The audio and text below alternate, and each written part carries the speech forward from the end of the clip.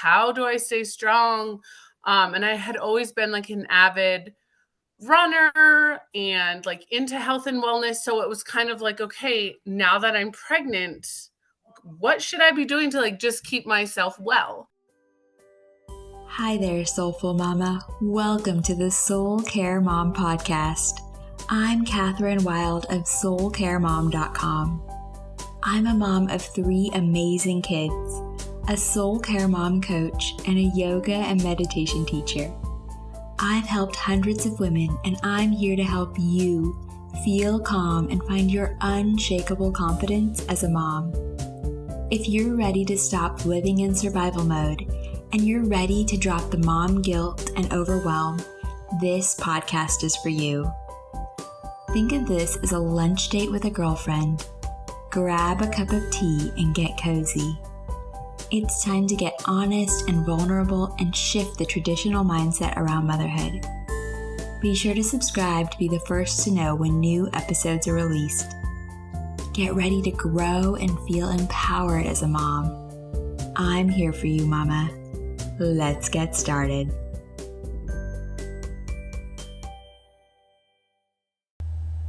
Have you ever found yourself peeing when you laugh or sneeze? If you've ever had pain in your body during pregnancy or postpartum, you are not going to want to miss this episode of the Soul Care Mom podcast, where I talk with Kaitlin Spano, a pregnancy and postpartum educator, all about how as moms, through pregnancy, through postpartum, through motherhood, how we can really find alignment in our bodies, how we can feel our best in our bodies, and it doesn't have to take hours a week. It's all about the little moments. If you are a mom or soon to be mom, you are not going to want to miss this powerful episode. Hi, Kaitlin. I'm so happy to have you here. Hi, thank you. Yay. We go way back, motherhood and entrepreneurial life. And I love the work you're doing and how you empower women. And so I'm so happy you're here. And I'd love to just start by asking you, like, how did you come to do this beautiful work that you do with mothers? Yes. Oh my gosh. I feel like you and I do go way back, and like what a journey it's been. Not only motherhood, but like our blogging and it's just crazy how the strides we have made. Um so how I started in my work with moms, specifically post or prenatal and postnatal moms. I mean, I have 5 children myself, so that was kind of like the start of it. Um, but before I had children, before I had my first, my best friend had a tragic, um, I can't think of the word now. She had complications during her C-section, and she died from that.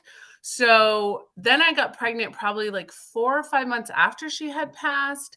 And I just kind of started like this trickle of things like, okay, now I'm pregnant. And I just always had in my subconscious, like, my best friend died when she had her baby. So it was kind of like, I didn't want to die too. And I know that sounds very morbid, but like that's what my brain was thinking at that time. So I just kind of started diving into like articles and research and like, how do I stay strong? And I had always been like an avid runner and like into health and wellness. So it was kind of like, okay, now that I'm pregnant, what should I be doing to like just keep myself well? So that's kind of where it all started. And it's just kind of been this like domino cascading effect of 10 years, really. So that's, yeah. Thank you. And now here we are. Yeah. I mean, that's such an experience to go through, to lose your best friend and then to go through pregnancy yourself after that, and like having to process that and grieve it. And I think that, those thoughts that you shared, like those are things that come up for us as moms, right? So thank you for sharing so vulnerably. And yeah, go ahead. Yeah. And I think it's hard because, when you become pregnant for the first time, like it is so overwhelming in the sense of like, all of these things. And like everyone you talk to, like once they find out you're pregnant, they're like, oh my gosh, so I did this and I did this and this happened. Like, you know, and everyone has such a vast array of experiences with pregnancy. So you just get bombarded with all of this stuff. And especially now today with like the internet and like the access to information like quick that we have, like it's right there. You know, people go to Google and research a question and like a plethora of all this stuff comes up. Um, so it's just a lot to begin with. And then to know like I had this, you know, tragic event happen and I definitely did not process that. Like it was just like it happened, I stuffed it and like went on with my life. And I've been slowly unpacking it these 10 years. But I think it's just important, like when you do become pregnant, like it's okay to like have the thoughts that you have. Like it's totally normal and everyone comes from different walks of life. And, you know, just the experiences we have to bring into it is like, so there's just so many of them. So don't ever feel like, oh, I shouldn't be thinking that. Or like, you know, like it's just, if it happens, it happens. Like you're just thinking, just work through it. I love that too, that because you bring together like your understanding of like the human body, especially through pregnancy and postpartum, and then also just your honesty and your like vulnerability and your just realness as a mom. Like just that combination is so beautiful. Well, Um, thank yeah. you. And okay, so let's dive into like some of this stuff that I feel like you explain so well that can be sort of like over our heads when we become moms. And one of them is diastasis. I remember hearing that term for the first time, not while I was pregnant, but after, when my midwife was checking like the separation, right? In my Mm-hmm. stomach. And so, you know, it was a brand new concept to me. It was like this whole new world of like, okay, now I'm taking care of my baby and I have to figure out like what to do with my body and the healing. And I didn't even know that this was part of it, you know? So, um, and I was really blessed to have, you know, somebody that like understood and like guided me through that. But Right. yeah, so can you just start by telling us like maybe they've heard of it as DR or, you know, can you explain like what is that and how like what is the importance of that during pregnancy and postpartum? Yeah, of course. So, and it is overwhelming. And again, I always just go back to this point because, like, the internet is so full of information, and like, you know, you see like someone explaining it, you're like, wait, do I have that too? Is that something I need to be concerned about? And then you kind of go down the rabbit hole of like, oh, maybe this is what I should be doing. Oh, maybe this, like, so it's very overwhelming. So really, what it is you have anatomy wise you have 4 layers of muscles in your core, and then your rectus abdominis is like the top one. Hopefully people can see this, but so this right here, these are your rectus muscles, which is like the very top, the superficial layer. So during pregnancy our bodies are flipping amazing, and what happens in order to expand and grow baby is like our you know, everything is stretching out. So those rectus muscles right here are going to stretch out naturally. That's what they're made to do. There's fascia in between them and they naturally stretch. So typically right after you have a baby, this is what it's going to feel like. This is what it is. So if like you're feeling down there and it feels like a hole, you're like, "Oh my gosh." But this part is natural when you first have a baby because your muscles need to stretch, right? So where it becomes a concern is after like that 6 to 8 week period, if you're still feeling like that big gap, you might want to be doing or just being more mindful of your movements. Because truly, what diastasis is, it's a whole body issue, but it's just the separation of those muscles. But when a woman has a child, there 100% of women have a diastasis when the baby is born. So we all experience it, just the degrees of it are different depending on if you had multiple births, or if you carried multiples like twins. Women who have like twins or triplets definitely struggle with this much more because it's, you know, it's wider. but not just women have DR. So like men can have diastasis too. You know, if they are carrying a lot of weight in their gut right there, it's doing the same thing to those muscles. So it's just important though to know like it is a whole body issue. And the only way that you're going to solve that issue is starting with like your breathing. Are you breathing correctly? Because that's going to your whole core is like, you know, a system. So that needs to be working correctly. Because if it's not, you know, that's where the issues come in. Yeah. So there's just so many things. Your posture, you know, now that you're a new mom, like you're hunched over all the time, and like the way you get out of the bed, the way you're bending down, all of that comes into an effect of how that's going to heal back. And it does take time. So it's just understanding how you move every day versus like when you go to Google and like, okay, I think I have this. You try to figure out if you have it, or maybe your midwife said, okay, you have like a 4-finger gap. So a 4-finger gap would literally be like your 4 fingers. You put them here and you feel that each side of the muscle. And for anybody listening, she's just putting him in like right at your belly button ish, right? Like in between, yeah, in the middle. Right. In your belly button, around it is always going to feel wider there because you have your belly button. So it feels larger there because you have that connection there. You know what I mean? Like you have that separation already. Would you recommend I'm sorry. measuring above it instead of right at your Right. So typically you want to go above your belly button and then below your belly button. Because some people might have it. I'm just going to pull that visual back.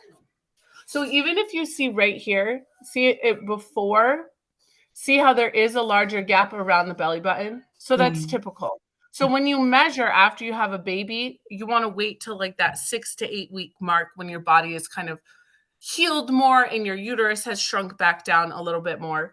You want to just measure below your belly button and then above, because sometimes people, this is all mostly connected up here and it's just down here, or vice versa, or it's both. Again, it's all dependent on the person and in the pregnancy. But really that's pretty much sums it up. You know, it's just a whole body issue and you have to be aware of that. Okay, so we're now kind of aware of like what this is. And I love that you said it's a whole body issue because our body is like completely connected, right? Like everything, head to toe. And that we start with the breath. So can we explore a little more there? So if there's a mom listening that's pregnant right now, are there things that she can do to help to minimize or to help to start to step into like these activities and things like practices you're saying that would help? Yeah. Yes, absolutely. And I thank you for bringing that back up because like I got sidetracked and I lost that thought. But that's what's hard is like on the internet today, if you're searching like how to heal your diastasis, typically what comes up, and I think it's slowly changing, but it's just like a bunch of different exercise moves, right? Like the most common, like you're on your back and you're doing heel taps or heel slides or whatever. And not that those aren't beneficial, but if you don't know how to do them and bring your breath into those moves, you know, you could be doing more damage to yourself than healing. So if you are pregnant, the number one thing you want to understand is like how to breathe and control that pressure system, which is your core. And we have to remember like our core, like this part of our body right here is like the center of our bodies. It's the one part of our body that there's no bones besides our spine, right? So like all right here, it's all muscle. So we just want to be aware of how we're using that because it's our stabilizing place. And during pregnancy, our stabilization is what's the word I'm looking for? Affected, right? Our stability, right? Because our center is expanding. So, you know, we're going all this way.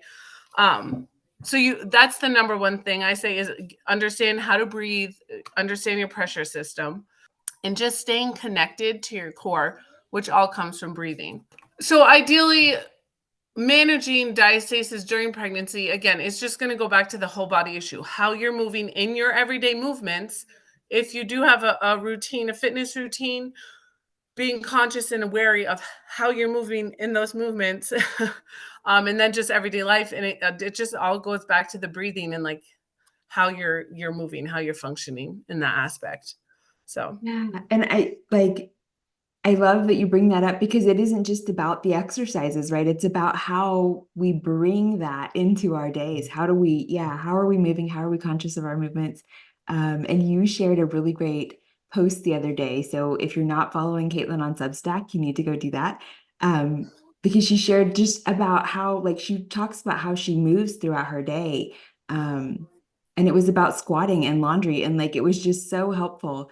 So yeah, just this like being aware of what we're doing in our day and how we can bring, because I find myself doing that a lot, like posture wise, or just finding myself slouching or finding myself like, moving in ways that aren't, I feel like, oh, it's no big deal, but those are the movements that we string throughout our day that make up our life, right? So every time that we can bring our breath into it or move in ways that are beneficial to our body and like are supportive of our body, that's so helpful, right? And avoiding pain in different areas as well, too. right, and of course during pregnancy, as your body is expanding and changing, like your things are changing on like a cellular level. So muscles are being pulled into different areas, like inside your stomach, like your stomach, your intestines, all of that literally physically moves for baby Right. to make room. So it's like those things that you can't visually actually see.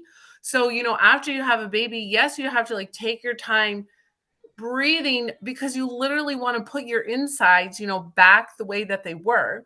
Um, that's why like a lot of moms suffer with like gut health, and that has a lot to do with diastasis too, because if like you're constantly bloated, especially moms that have had C-sections, they really struggle with gut issues because that incision and where the incision is, and then like having to do their intestine, like if they're not breathing and like able to do because breathing literally like massages your gut.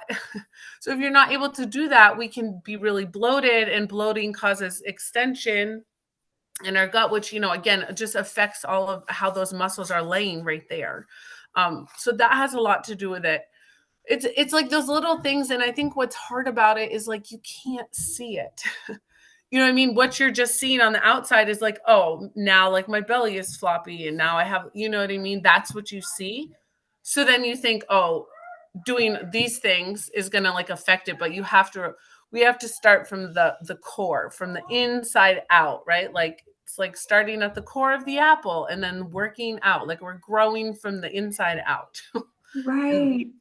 Yeah. No, I love that you said all of that.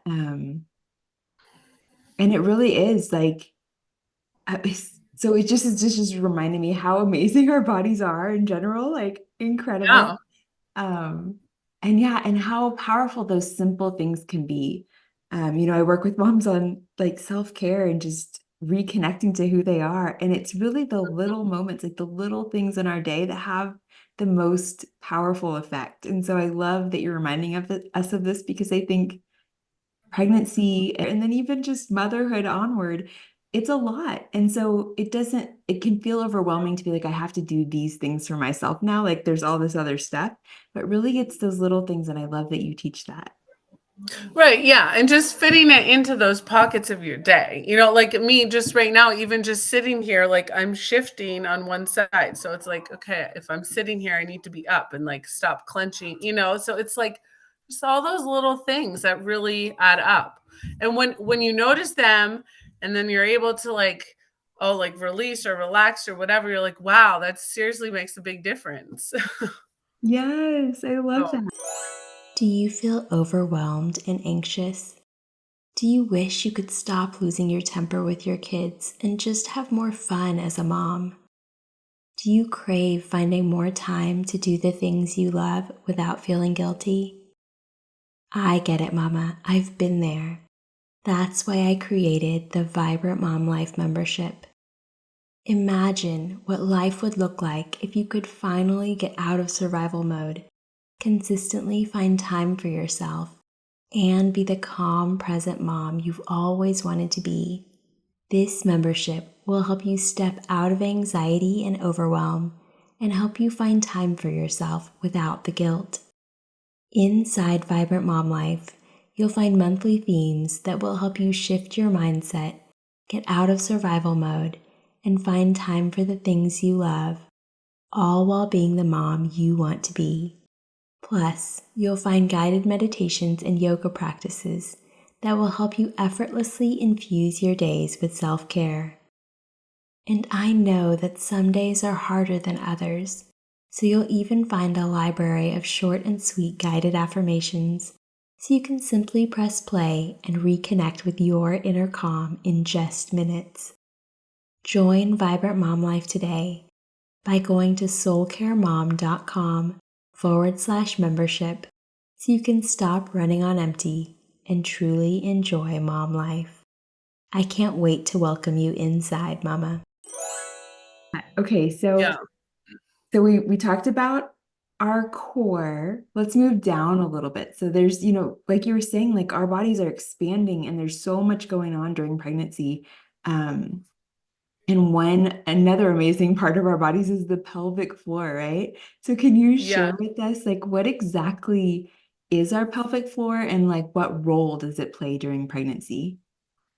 Yes. So our pelvic floor, I'm going to just show you again a couple visuals because I just think it's so helpful and I'm a very visual learner myself. So these are all from my guidebooks, by the way, which are available on Amazon. So Awesome. so we have our pelvic floor. Our pelvic floor is this group of muscles right here on the bottom of our core. So here's like a pregnant mom, obviously, and her muscles there. But it literally is like a hammock for where you pee and where you poop. And like the bottom layer of it that's closest acts like as a sphincter. So it's like, opening or closing to poop or pee. And then there's like internal muscles that like sit again like a bowl. And it's like a diaphragm of your pelvic floor, they call it. And they're all interconnected, and I'm going to stand up and show you how like you can really like find those muscles. But this is kind of a bird's eye view, like looking down at your pelvic floor. As you can see, there's a lot of muscles. And again, I think it's one of those things like we can't see it like our bicep, right? It's right there. It's, what I mean? Like, oh yeah, I pee, everybody pees, everybody poops, but it's there. So a good way to like, it's like a triangle on the bottom right here. And if you feel like the bottom of your pelvic bone in the front, that's like where it starts.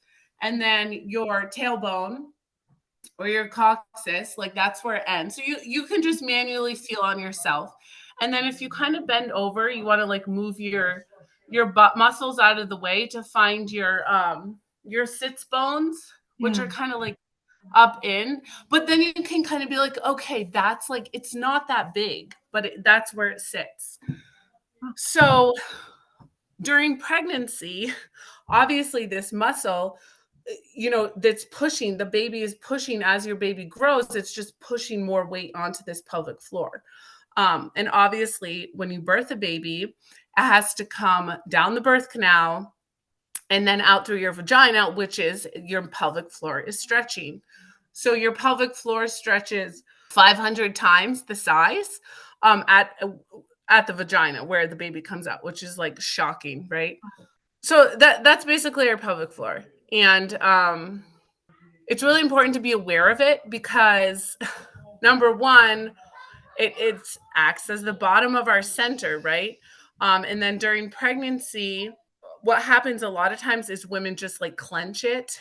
And unfortunately, doctors still, I mean, when I was pregnant with my kids, my doctors were still like, just make sure you do Kegels and you'll be fine. Like I remember my mom telling me like, make sure you start doing your Kegels now that you're pregnant. And I was like, what is that even? Like, I don't even know what that is. And a Kegel is an activation of your pelvic floor, but that's not necessarily, you're not necessarily engaging all of the muscles of that pelvic floor when you do Kegel. And again, actual strengthening of the pelvic floor. You want to be able to, like, the bicep, right? So if you're clenching your pelvic floor, this is what it is. So if you're super tight in that and like you need to go pee or something, you can't slowly let it out. Sorry, I'm trying to show. Slowly, it's kind of like if you're so tight, it just plops open, right? And that's where a lot of times moms in the late third trimester of their pregnancy and as a new, like, after you have the baby, like you feel very disconnected there, and because it stretched so much. So they might be like holding it and then they cough or something and it's just like, you know what I mean? So then you might be leaking urine, but it's because it's so tight and you haven't practiced like the full flexion of the muscle. So what's important about not just doing Kegels is like the strengthen, but then the lengthen.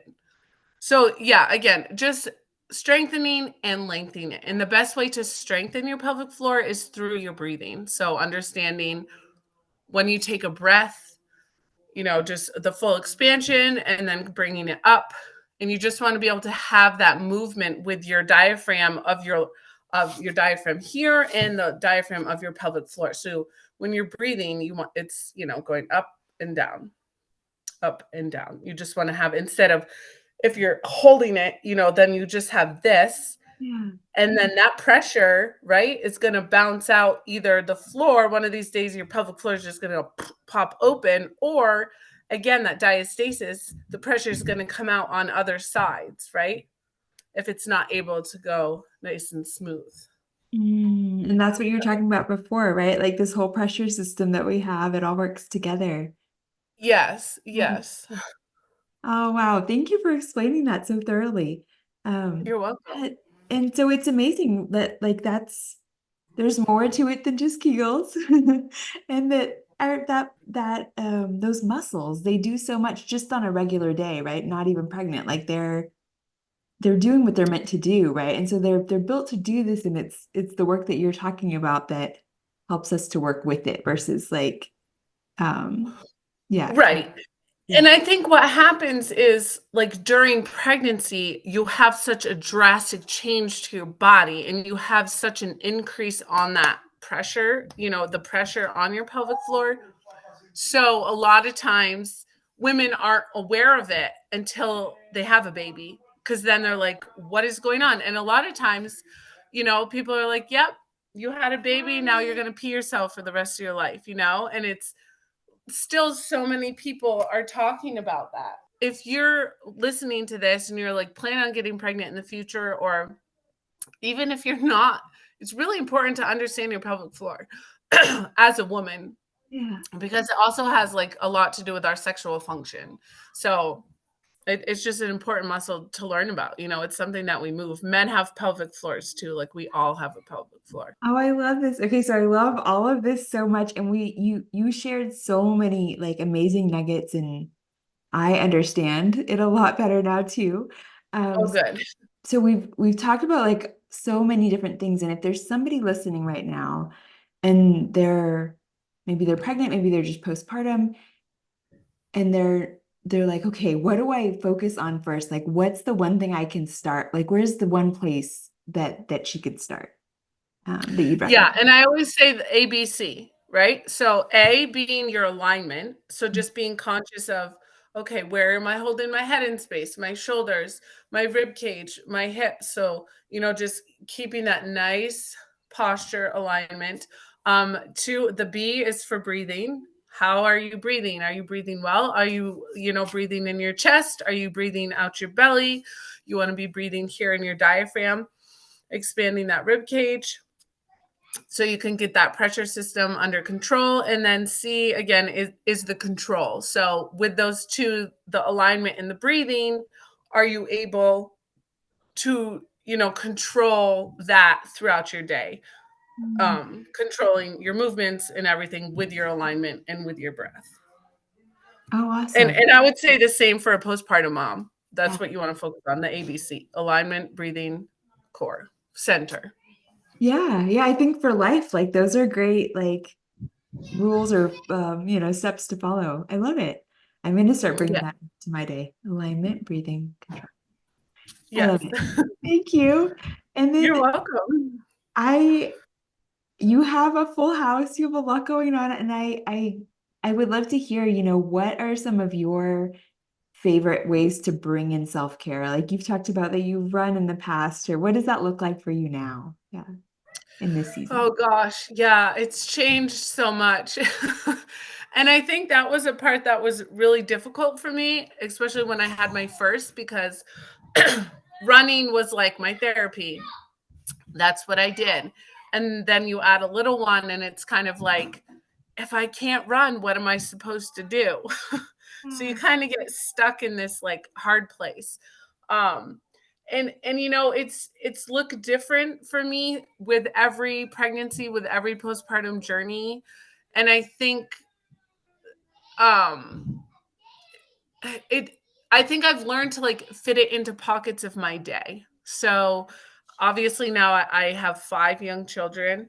Um, so it might look like doing a puzzle. And at first, it was doing a puzzle with my kids, or, then I like got to bigger puzzles and we put them on the table, but just taking that little moment. Or it's like standing, washing dishes. And I'm like, okay, I do the ABC check, am I clenching my glutes?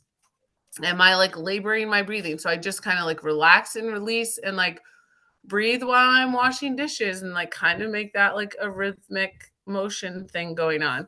Yeah. Um, so that and I do still love fitness. And my fitness journey has changed very drastically. But I just share that because as someone who ran a lot, who lifted weights, now like I'm just starting to get back into lifting the weights, and I'm 3 years postpartum with my fifth baby. And I really didn't think I would ever lift weights again. So it's just important to stay focused on your own journey and just like do what feels good. And that's going to look different. So it's important to find ways with your kids to do self-care and without your kids. Because I think sometimes we can get stuck in that moment of like, okay, so a self-care for me, means I need like 45 minutes and I need to run a bath. And for some of us, it's just not realistic. Maybe you do that once a week or once a month, you know what I mean? But it's really just about finding time in those pockets. Yeah. And they're not always the same. Like I do not have the same routine every day with my self-care. It varies. Oh, I love that. Thank you for sharing that. Mhm. And like, yeah, like you're saying, those little pockets, like it doesn't have to be a big chunk, right? Like to be able to connect with yourself, to be able to do something for yourself. And like you're saying, with kids and without kids, it's so important to try to do both, right? Like to do something that's just for you, but also there's so many ways we can incorporate mom life, even the dishes. Like that's awesome. Because I think there's so many things that we have to do when we feel like when we can bring ourselves into it, bring ourselves into the moment, like you're saying, check in with your body. And those are powerful moments of self-care too. I love that. Thank you for Yes, and sharing. getting outside. Forgot to say that. That was like that's been healing since the beginning, and obviously that looks different each season, but something about just breathing that fresh air every single day is so key. Agreed. Yeah.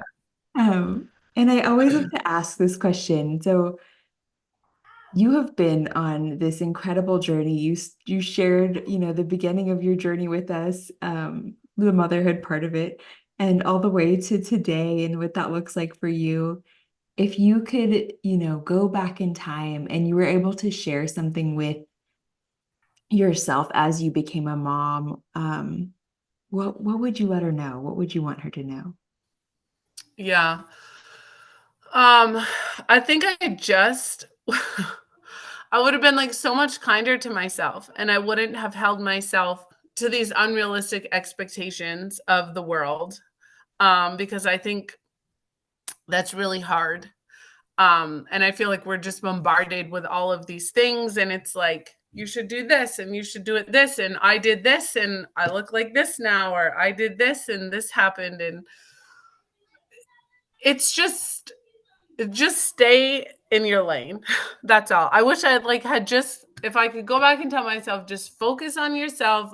Don't listen to what everyone else is saying around you, the world, social media. Just work on you. Like, focus on you and know that you'll get to where you're supposed to be at some point in time. But like for right now, just stay where you are, because that's where you're meant to be, and just a little bit each day, it will get easier. I love that. Yeah, there are so many messages. And like you're saying, especially when you're pregnant, like everybody has their experience that they want to share. Everybody has their advice and their, yeah. And being kind to yourself, that's huge. Like that is something I've gotten better at, but it's still something that I work on, like catching myself, like, oh, did I just say that to myself? Like, and how can I be kinder? So it's like an ongoing journey for sure. Yes, and I think a lot of people today share, obviously, just like what's worked for them, and I think that comes from a place of like love and like, relating. A lot of people are like relationable in different ways, but I think as like a new mom per se, or a pregnant mom, it can feel, it's just human nature to compare. And sometimes if you get stuck in that like comparison trap, you might not even realize it. It's just so there all the time. So I think it's just to step away and just kind of hone in on what feels good to you. And, so.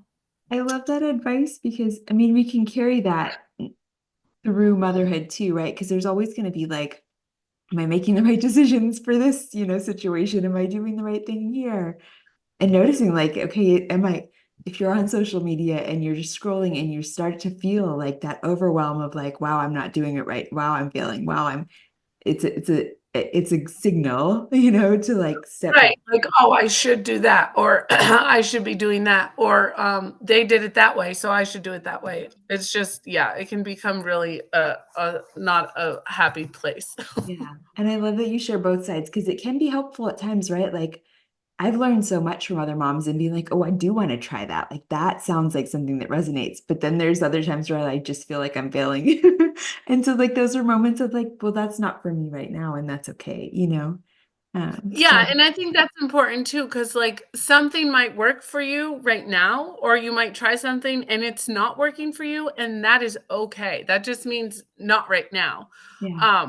But if down the road, you might come back to that and it might be working really beautifully. Life just is like this, like nothing is linear. It's always going to go up and down with everything. Your mental health, how you fit into your pants, just literally everything. And everybody struggles with that, whether they're pregnant, postpartum, or not. Like everybody struggles with that. So don't think that you're, a minority if it's going like this.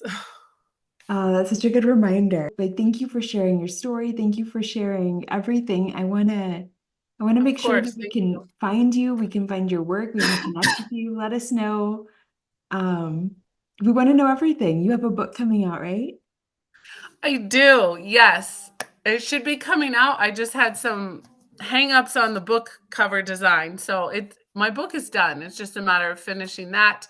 You can find me on Amazon. I do have the guidebooks, which I was referring to. I have one for pregnancy and postpartum. So check those out. I do have stuff on Etsy also, which is basically the same things here, but you can print them out separately, like the little planners. And then I give you like strength exercises. And then you can find me on YouTube, my blog, KaitlinSpano.co, or my YouTube, where I provide movement routines and advice and all of that there for free service there for everybody. So thank you for sharing all that. I'll link to it in the show notes so that everybody can find you and connect with you. I'm so happy we got to do this and chat. And yeah, thank you for being here. Of course. Thank you for having me, Catherine. Thanks for joining me, Mama. I'm over here smiling from ear to ear and giving you a big virtual hug. I love spending this time with you. You are amazing for showing up and carving out this space to nourish your soul. If you are loving the Soul Care Mom podcast, be sure to subscribe and leave a review. And if you are ready to start your mornings feeling calm and energized, get the Kickstart Your Calm Morning Guide, a self-care morning ritual for moms, as a free gift when you join the Soul Care Mom community. Head over to soulcaremom.com/kickstart and enter your email address to get your free gift and start feeling like a calm mom today. Sending you so much love, Mama.